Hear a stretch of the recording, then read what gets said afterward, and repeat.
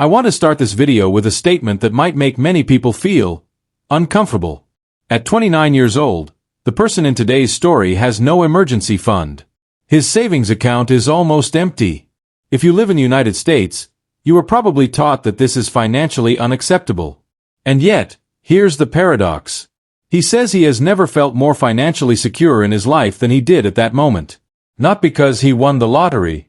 Not because he suddenly earned a high income. But because he made a very different choice. He no longer saves in fiat money. He saves in Bitcoin. As someone who has worked for many years in the U.S. financial system, I understand why this sounds insane. For decades, we've been taught the same lesson. Keep your money in the bank. Build an emergency fund. Play it safe. But we are rarely taught to ask a more important question. Safe from what? And for how long?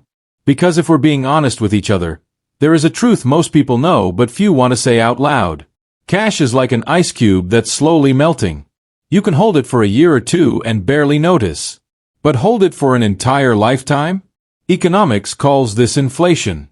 In real life, it's your purchasing power quietly disappearing over time. Inflation is not an accident. It's a feature of how the system is designed. And that's why we are forced to invest, not to become rich, but simply to avoid becoming poor in old age. From an early age, the financial system trains us to play defense. Reduce risk. Avoid mistakes. Don't do anything too different.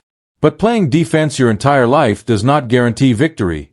I've met many Americans who look safe on paper, yet never achieve real financial freedom. They diversify their portfolios, a little stocks, a little bonds, a little gold, not because they truly believe in them, but because they're afraid of being wrong. And when you invest out of fear, you don't actually have conviction.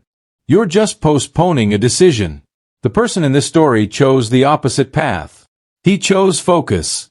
Not out of recklessness, but because after deep research, he came to believe that Bitcoin is not just an investment, it is an entirely different form of money. One that cannot be printed, cannot be manipulated, and forces its holder to take responsibility for their own future. And from that point on, his story, and the question it raises for all of us, truly begins. When you live long enough inside this financial system, you start to notice something interesting. Most of the advice we hear throughout our lives isn't designed to help us win. It's designed to help us not lose too badly. Think about everything we've been taught. Diversify. Don't put all your eggs in one basket. Buy a little of this, a little of that. It all sounds reasonable. But after decades of working with middle-class families in the United States, I've realized that many people don't truly know what they own. They have a retirement account, a few index funds, some individual stocks. But if you ask why they believe in those investments, the answer is often, because everyone else does. That's not conviction. That's compromise. Now compare that to how people who truly build significant wealth operate. They don't scatter their attention. They concentrate it. They focus on one thing they understand more deeply than almost anyone else. Not because they enjoy risk, but because deep understanding reduces risk. When you understand something clearly enough, you don't need to run from it. And this is where Bitcoin enters the story, not as a hot investment, but as a fundamental question about money itself. Throughout history, every form of money humanity has ever used has shared one common trait. Eventually, someone could create more of it. It might be kings. It might be governments. It might be central banks. The result has always been the same. The purchasing power of ordinary people declines over time. Bitcoin is the first monetary system ever designed with a hard, unchangeable limit. 21 million. Not approximately. Not projected. Permanent. No one can change the rules. No one can print more. And no one can take it from you, if you learn how to secure it properly. But that is also what makes Bitcoin difficult. It isn't easy to use. It doesn't forgive carelessness. It forces its holders to learn, to understand what they're doing, and to take full responsibility for their decisions. For many people, that's a weakness. But for those who have lived long enough to see how the old system really works, it's a rare strength. The person in this story learned that through personal experience. He grew up during the aftermath of the 2008 financial crisis. His family did everything they were supposed to do, and still struggled. When he first discovered Bitcoin, he sold it and returned to what was considered safer. And then, like so many others, he realized that safe does not mean certain. Only when he truly understood what Bitcoin is, not its price, but its nature, did he return to it. Step by step. Consistently. With discipline. Not to get rich quickly, but to build a foundation he could trust over the long term. Over time, that choice gave him something many people search for their entire lives. Ownership over his own life. And that's why, at 29 years old, he decided to hold 100% of his savings in Bitcoin. Not because he believes he'll be a billionaire tomorrow, but because, at last, he found a form of money that he understands, believes in, and truly owns. When you've lived through enough economic cycles, you begin to understand that what worries people most is not short-term volatility, but prolonged uncertainty. It's the feeling that you did everything you were advised to do, and yet you still don't know where you'll stand 10 or 20 years from now. I've seen many Americans work hard their entire lives, save consistently, invest by the book, and still enter retirement with a lingering fear. Will my money keep up with the cost of living? The problem is that most traditional financial tools require trust in the system. Trust that the rules won't change. Trust that the currency you hold won't be diluted too aggressively. Trust that the people in charge will act in your long-term interest. But history, if we're willing to look at it honestly, tells a very different story. Bitcoin doesn't ask you to trust anyone. It only asks you to understand the rules. And once you do, those rules apply equally to everyone. No special privileges. No back doors. No too big to fail. For many people who have lived through financial crises, that represents a profound psychological shift.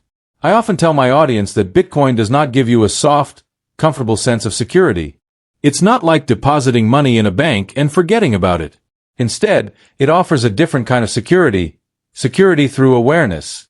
You know exactly what you own. You know that no one can create more of it. And you know that the responsibility lies with you, not with a distant institution. This becomes especially important for people who have spent their lives working, paying taxes, and following the rules. When you realize that the current monetary system is built on constant expansion, you begin to understand why the feeling of having to run faster just to stay in place never truly goes away. Bitcoin, though still young, makes a modest but clear promise. The rules will not change. For the person in this story, this was not an emotional decision. It was the result of years of learning, reading, listening, and observing. He understands that Bitcoin will be volatile. He understands that it won't always feel comfortable.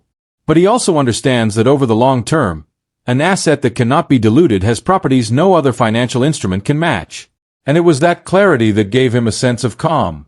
Not because he is certain he will become wealthy, but because he knows he is no longer completely dependent on decisions outside his control. When you reach that point, the way you think about money, work, and life begins to change. This is not a story encouraging anyone to sell everything and buy Bitcoin. It's an invitation to think. An invitation to question what we really mean by safety. And perhaps, for some people, real safety doesn't come from diversifying fear, but from deep understanding and deliberate choice. The story you've just heard is not a promise of getting rich. And it's not advice to sell everything and bet on a single asset. It's something more important than that. It's the story of a young person who, after taking an honest look at how the monetary system actually works, decided not to place his future in rules that can change at any time. At 29, he didn't choose Bitcoin because he thought it would go up tomorrow. He chose Bitcoin because, for the first time, he found a form of money he could fully understand, trust over the long term, and truly own. In a world where nearly everything can be diluted, savings, pensions, even purchasing power, that kind of certainty is something many of us have been searching for, often without realizing it. I've worked with many Americans near the end of their careers. What they regret most is not having made the wrong investments. It's that they didn't spend enough time understanding what they were actually placing their trust in. They handed the most important financial decisions of their lives to systems they didn't truly control, simply because that's how it's always been done. Bitcoin doesn't ask you to believe in it. It doesn't need anyone's permission to exist. But it forces you to confront a much bigger question. Does the money we use truly serve us over the long term? So my call to action today is very simple. Don't rush to buy anything. Start by learning. Read. Ask questions. Be skeptical, even of what I've just said. If, after doing your own research, you decide Bitcoin isn't for you, at least that decision will be a conscious one. But if you come to understand it, and you see in it a transparent, fair, and non-manipulable monetary system, then perhaps it's time to consider holding a part of your future in real money. If this video made you think, share it with someone you care about. And if you want to continue having honest conversations like this about money, personal responsibility, and financial freedom, consider subscribing to the channel. We can't control everything, but we can choose to understand what we're placing our trust in.